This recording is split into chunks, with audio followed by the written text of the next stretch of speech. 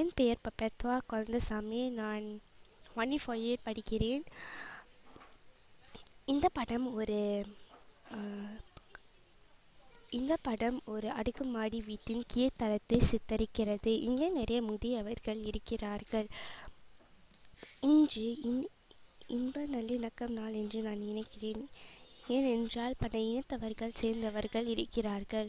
உதாரணத்திற்கு இந்தியவர்கள், மலாய்க்காரர்கள், சீனவர்கள் இருக்கிறார்கள். அது மட்டும் இல்லாமல்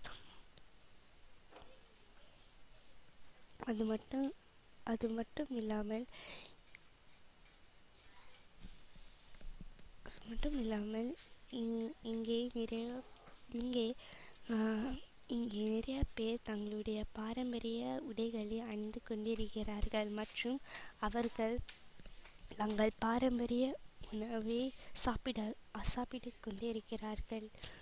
இவர்கள் மகிழ்ச்சியாக காணப்படுகிறார்கள்.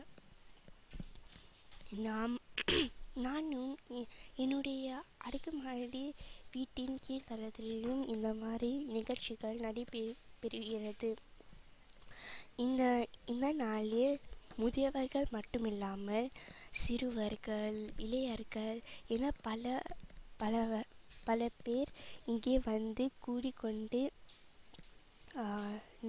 நம்மளுடைய பாரம்பரிய கலாச்சாரத்தை பற்றி கேட்போம், பற்றி தெரிந்து கொள்வோம். நான் வந்து இந்த மாதிரி நிகழ்ச்சிகள் பலவர்களுக்கு உதவுகிறது. ஏனென்றால் நாம் மற்றவர்களுடைய இனத்தை பற்றி தெரிந்து கொள்வோம். உதாரணத்திற்கு நான் சீனவர்களை பற்றி தெரிந்து கொள்வேன், மலாய்க்காரர்களை பற்றி தெரிந்து கொள்வேன். மலாய் சீன சாப்பாடுகளே சாப்பிடுவேன். அவர்களுடைய உடை என்னன்னு எனக்கு தெரியும்.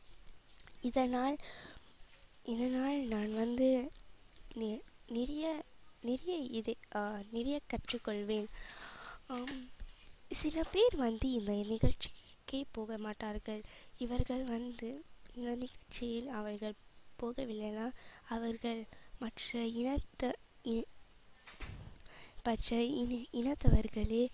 இனத்தவர்களை பற்றி தெரிந்து கொள்ள மாட்டார்கள். இது மட்டும் இல்லாமல் நம்ம வந்து நிறைய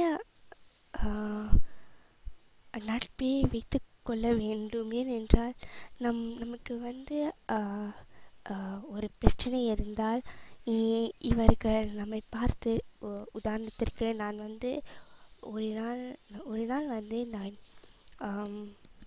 விளையாட்டு திடலில் விளையாடி கொண்டிருக்கிறேன். அப்போது நான் தடுக்கி விழுந்து விட்டேன். அப்போது ஒரு என்னுடைய மலாயும் சீன தோழர்களும் என்னை பார்த்து அவர்கள் என்னை வந்து உதவி செஞ்சார்கள்.